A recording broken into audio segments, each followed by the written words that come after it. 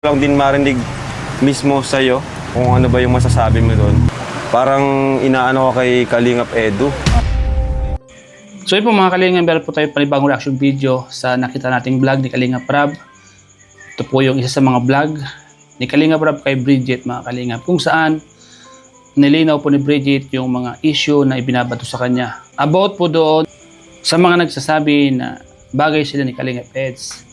At isa din ito sa mga na-involved kay Jomar, mga Kalingap.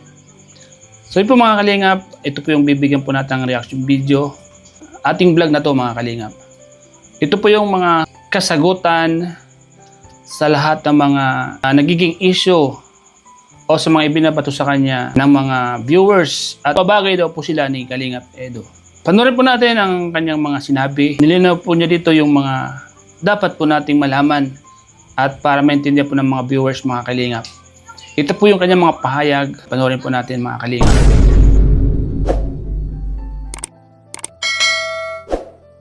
Parang inaano ko kay Kalingap Edu. Diba, may something ka ba kay Jomar? Noong una po nagtaka ako kasi sabi daw po parang may binigyan daw po ako ng hikaw. Ni Kuya Jones, tapos hinahatid daw po ako. Uy, totoo yun? Hindi ko po alam sa kanila. So hindi totoo yung mga ganong speculation. Hindi daw po totoo yun, ano? Saka isa pa, parang inaano ko kay Kalingap Edu. Okay. Ano yung masasabi mo doon na parang madaming supporters na gusto kayong makita na ano yung masasabi mo kay Kalingap Edu? Ano Parang na respeto ayos? lang po. Saka sinabi ko na rin sa mga viewers na si Kalingap Edu ay for real life na siya. Para na siya sa pag-aasawa, hindi na sa love team. So ayun po mga Kalingap, napanood po natin yung mga sagot ni Bridget po about sa mga issue na ibinabato sa kanya. Na kung mo daw ay bagay po sila ni Kalingap Edu. Ang masasabi ko lang po dito mga Kalingap, para sa akin tama po yung mga sinabi ni Bridget. Respeto lang po.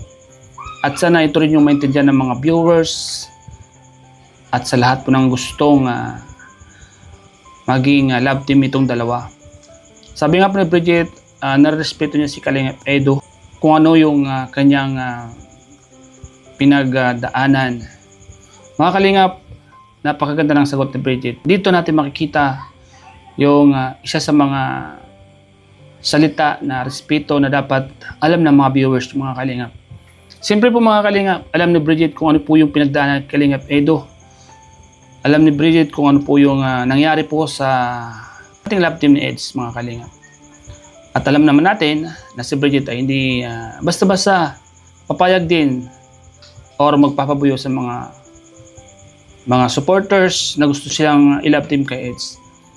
Nakita ko po kay Bridget yung pagiging professional dito at sinagot niya po ng diretsahan na hindi po siya papayag na maging kalab din si Kalingap Eds, sapagkat ito po ay mayroong pinagdaanan at ito po ay respeto niya. At po sinabi din po ni Bridget dito na kahit walang love team ay natutulungan naman po siya ng Kalingap Rab. Kahit walang love team, nagiging okay naman daw po mga Kalingap. Dahil nandyan po si Kalingap Rab na handang tumulong at gumabay po sa kanya. Tama naman po mga Kalingap yung sinabi ni Bridget dito. Sakali daw po na maging ganun, mas madami daw po yung basher kaysa sa supporters, mga Kalingap. Tama naman po. Dito po makikita natin yung napaka matalinong sagot ni Bridget. Dahil alam naman po niya pag pinasok niya ang sitwasyon o pagiging love team ay talagang alam na po niya ang mangyayari. Kaya sabi po niya dito, respeto. Kaya sa mga supporters na iniisip nila na ganun-ganun na lang, dahil ninyong mapao si Bridget sa gusto niyong mangyari, sorry na lang kasi tinapat na po kayo ni Bridget na sana daw po ay na respeto lang. Di sana dapat meron din kayong respeto sa mga umaasa at sa mga gustong makapartner or may love team kay Kalingap Edu si Bridget. At alam niyo po mga Kalingap, sa totoo lang para sa akin po ay hindi po pwede po madali na sabihin ng mga viewers na i-love team.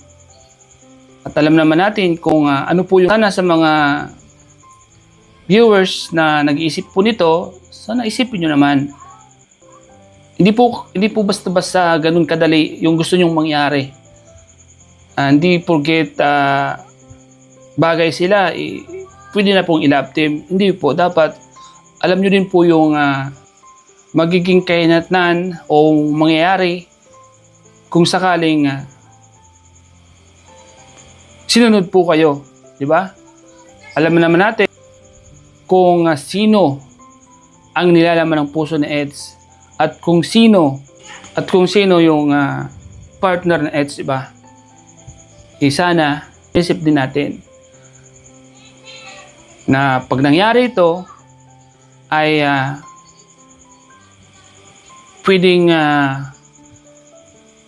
may mangyari namang gulo, di ba? May mangyaring iba. Dahil alam ng lahat na yung nangyari ay pwede pang may balik. Dahil alam naman natin na pag ang pag-ibig at ang tadhana gumalaw, pwedeng mabagong lahat, mga kalingap. Ito po yung isa sa mga nakikita natin. Kaya sana yung mga gustong i-love team yung dalawa, isip-isip muna kayo. Kasi hindi po kadali o di po ganun lang yun. So yun po mga kalingap, yung reaction video natin ngayon. Salamat po sa inyong panonood. Inulit ko po mga kalingap, nilinaw po ni Bridget yung issue at yung mga gusto nyo mangyari. Hindi po yun mangyayari at malaki ang respeto niya kay Eds. At malaki ang respeto niya kung ano man yung pinagdala ni Eds. Sinabi niya dito, wala pong katotohanan ang mga spekulasyon ng mga viewers. So yan po mga kalingap, maraming salamat po sa inyo lahat. Panood niyo po sa vlog kong ito at sa reaction video na to. Sana po mga kalingap ay suportahan po natin mga kalingap. Suportahan po natin si Kalingap Edo at kanyang mga ginagawa. At siyempre si Kalingap Rap, suportahan po natin. Ang lahat po ng karugtong ng video na to, mapapanood po natin sa vlog ni Kalingap Rap. Panoorin po natin. Andun po yung kabuang video at mga sinabi po ni Bridget. Salamat po and God bless po mga kalingap.